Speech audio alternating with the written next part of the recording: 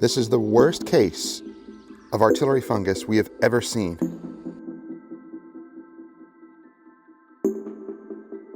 The moral of the story is don't let your vehicle sit for months and months and months.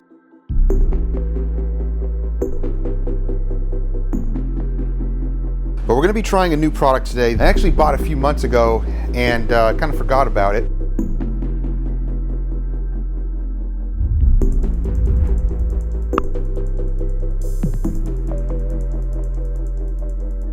But you can hear, all those spores. It's crazy.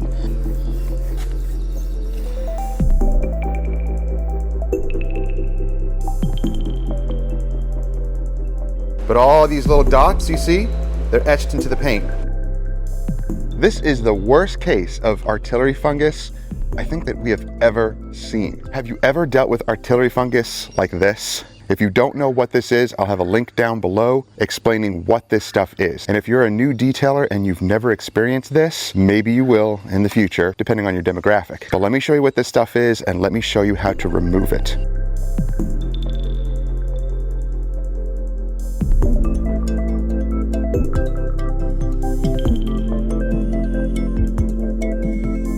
Now, sometimes you can blast off the artillery fungus with the pressure washer.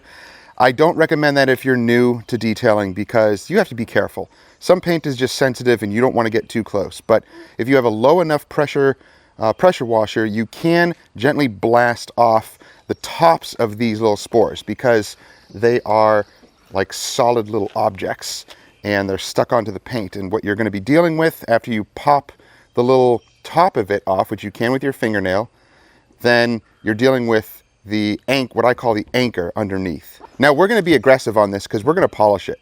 So if we're picking at it with our fingernails or anything like that, it doesn't matter. We're going to polish this anyway. So you're going to have to do what you have to do to get these spores off.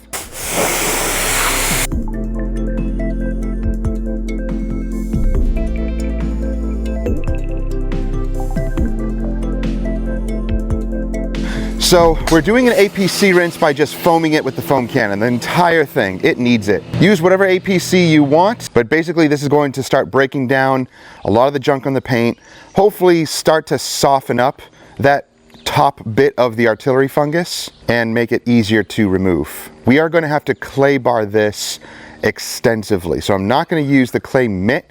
I'm going to use a clay bar because it needs it, and it's going to collect all those little spores in the clay bar anyway, and I'm going to chuck that clay bar when I'm done because it will be trash after this.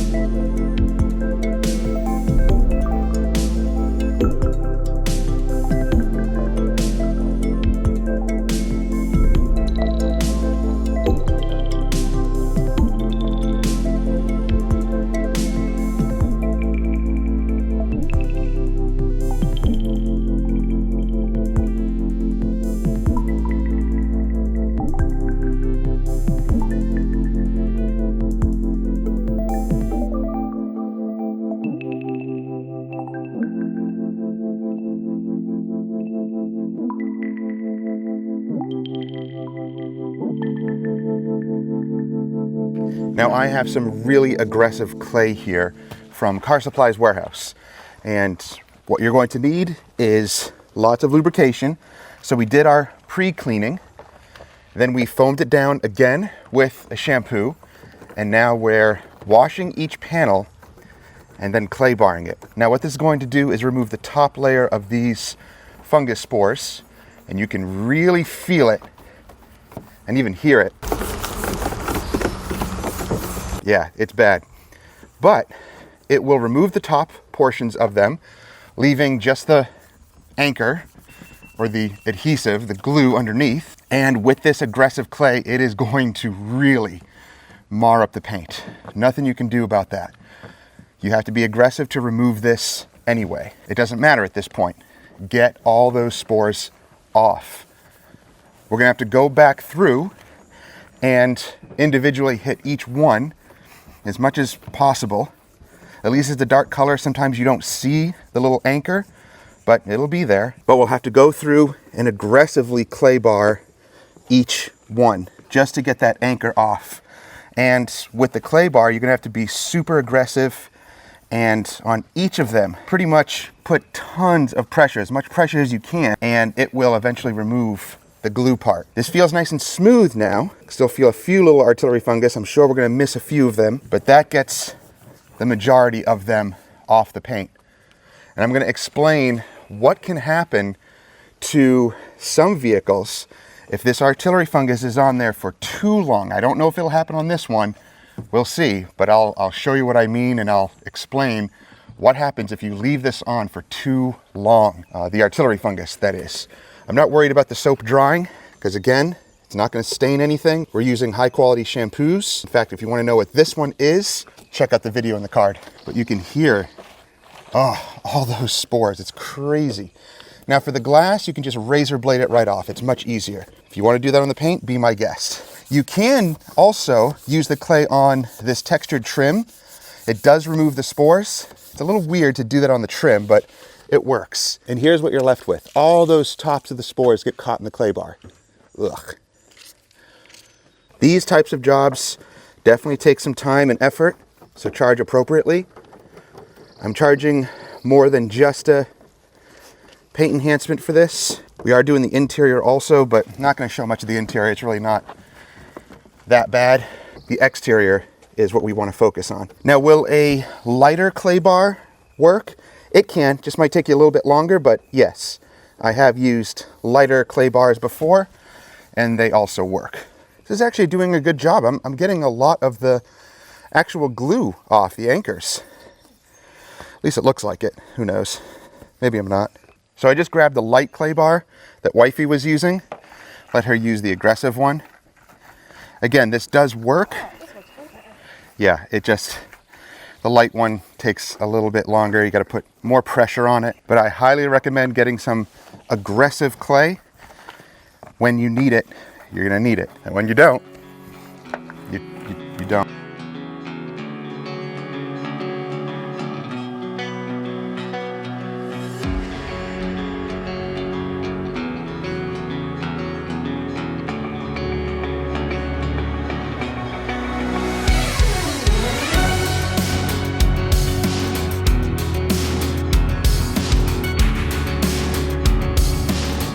So we pulled the Cadillac in, and we need to clay the rest of it. We figured, let's get the wheels done, pull it in where it's cooler, and we'll continue the rest. We're going to use the Phoenix EOD Hydra, mix up just a little bit of this in a separate spray bottle, and use that as clay lubricant. Now this feels nice and smooth. However, look closely, and you'll see these little anchors. I can't feel them at all, but you can still see them. That is what I call the anchor. That's the glue that this fungus produces to basically stick onto the paint. This can be removed. It's the hardest part to remove. Use your clay lubricant and really concentrate the clay bar on those areas. Really using some force with your fingers and some pressure, and it will be removed. It just takes some time, and it will mar up the paint like crazy, but that's just what we're dealing with. The marring will come out with just a paint enhancement, a one-step polish, and that's what we're going to do after this. Did that remove it? Oh yeah. It's so hard to see. Yep. Okay. So now, the paint, oh, there's a few there, yeah. I'm just gonna quickly dry the paint just to see. I think it might have etched into the paint. Yep, I think it did. Man, my thumb hurts. So here's the final result. You can see how crazy marred and swirled it is. So that right there is no longer the glue. It has pockmarked the paint. That's what happens when it's left on here for too long. It will actually etch into the paint. Now, can that be removed? Yes, but will polishing do it? We'll see. I, from experience, have seen that this usually will come out with wet sanding only, if it's etched in really bad. Most of the times you can just remove it and it's totally fine, but on darker colored paints, you will definitely see the etching. On silvers and whites, Light colored paint, not necessarily. You won't see it as badly. It still might be there, but it won't pick it up. But the dark colored paints, you will see it. So that's a shame. It's all over the vehicle like that. And you can already see that the paint has a lot of pockmarking. It sits outdoors, so it gets lots of sap and bird bombs and etching from trees and who knows what else. So that's what we're dealing with. We're going to try to remove all of this now, start polishing the paint after, but at least it's smooth, perfectly smooth. Now, for the trim, you can actually clay bar the trim. I clay barred this and it was totally fine. It's not good for your clay bar, of course, because it'll dunk it all up. And especially when you rub up against the rubber here, because it has some of the artillery fungus in the rubber, just pick it off with your fingernails if it's on the rubber. That's not a big deal. But all these areas were brushed and power washed. All the gunk has been cleaned out of them. Looks really good. Same goes with the windshield cowl. Just need to be degreased and blasted out. Ugh, look at the hood.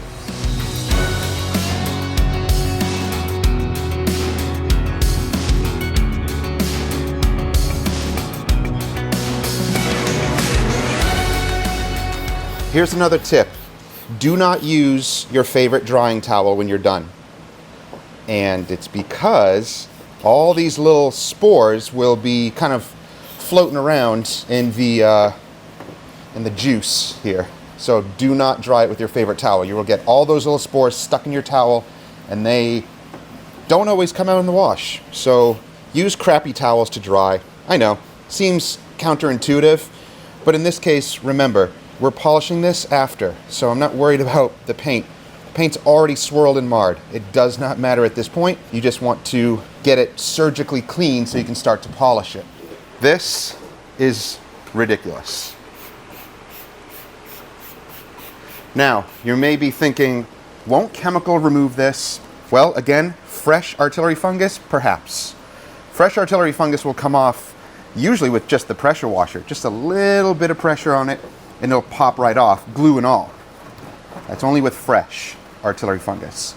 With old, baked on artillery fungus like this, maybe the glue portion that's stuck onto the vehicle, you might be able to remove that with some chemical. It may not be removed completely. We'll test a few things.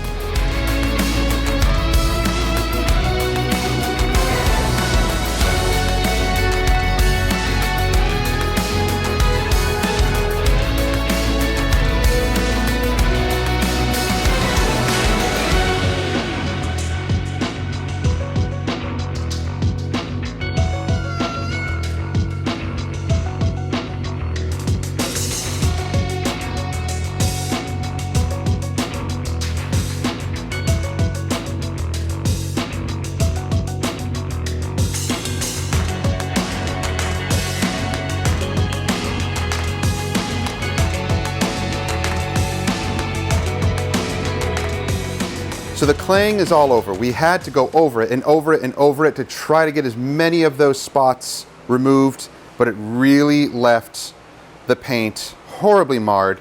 But here's what we're working with. So you see spots like that where I really had to go aggressive with the clay bar. That's just what we had to do to get those spots off, unfortunately. So chemical doesn't really work with this, which really stinks. The artillery fungus was on there for too long and baked in for too long. Now, we're not going full paint correction. We are doing enhancement, but really only to remove the marring that we put into the paint. But to do that, it's pretty much going to remove the majority of the swirls. So here's what we're using. The Rupes Yellow Polishing Microfiber, the Hybrid Solutions Pro One and Done Compound. If we need to finish it with the yellow, we can, but I think it's leaving an incredible finish. So that is the after, that's before. Yeah, I think a huge difference. We're not going for total swirl removal because this is older paint and it's been polished before. We actually polished this a long time ago. The paint has a lot of defects, so we're not shooting for perfection by any means. I'm shooting for 50% and that's it. Just to gloss it up and remove the marring that we induced. But as far as the spots in the paint is smooth to the touch, but all these little dots you see, they're etched into the paint. So hopefully the compound will help reduce that. I doubt it'll remove it all, but let's see what we can do.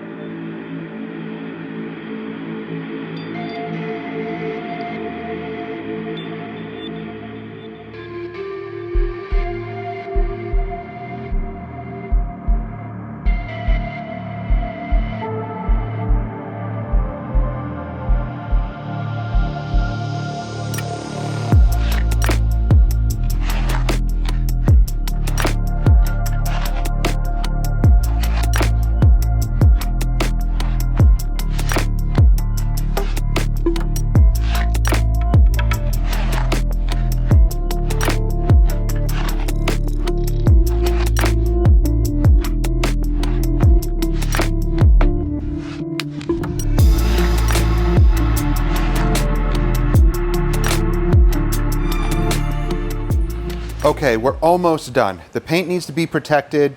We need to do tires and wheels. We need to do the trim, or basically just the windshield cowl, because there's not a ton of plastic trim on here at all. So really, mostly just the windshield cowl. But we're gonna be trying a new product today that I actually bought a few months ago and kind of forgot about it, but this is a perfect vehicle to use it on because this color is so vibrant, it's so beautiful. I think it warrants a fancy paste wax. So this is from a company called North Star. This is their Firefly paste wax. This is designed by a detailer who has a background in chemistry, and he developed his own paste wax. It's no frills, no fancy color or scent, but this stuff when applied reacts like a ceramic coating. The beading on it is incredible, at least from what I've seen. So this is going to be my first time applying this product. Now I'm going to apply a little bit by hand, but I might try it with a 3-inch polisher also and see if it's a little bit faster, a little bit more efficient, because applying paste waxes by hands is kind of annoying sometimes. When you buy it, it does come with a little applicator also, a nice little foam applicator. The cool thing about this wax is it can also go on plastic trim, black textured plastic, so unpainted. It can actually go on there as well. It's a hybrid, so it can do that. So we're going to use it on the, I'm going to try it on the cowl. I don't know if it'll restore it necessarily. I'm going to try it and see. If it doesn't, I'll use something else, but I am going to use it on the door plastic trim, so we'll see how that turns out. But let's apply a little bit by hand, and then maybe I'll switch over to a machine.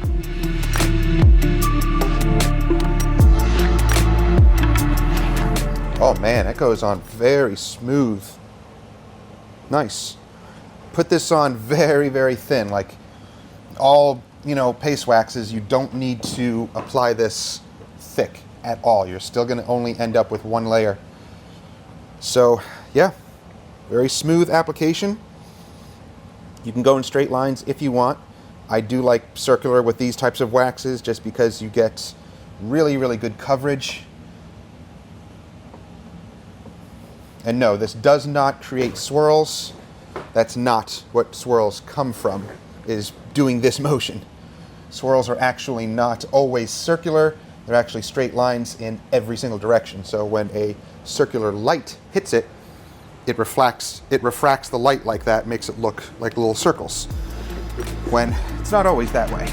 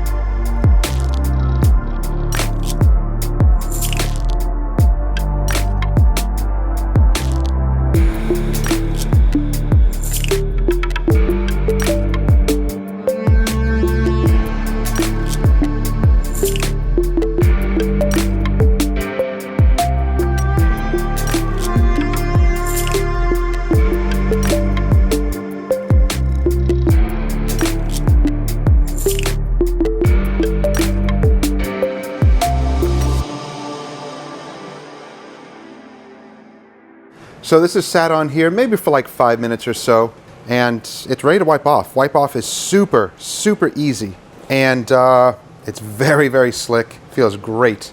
As you notice, I also applied it onto the trim, but this is when it's applied, it doesn't fully haze over, just little spots here and there, but I let it sit for about 5 minutes, and then wiping it off is a breeze. Febreze? Not Febreze, a breeze.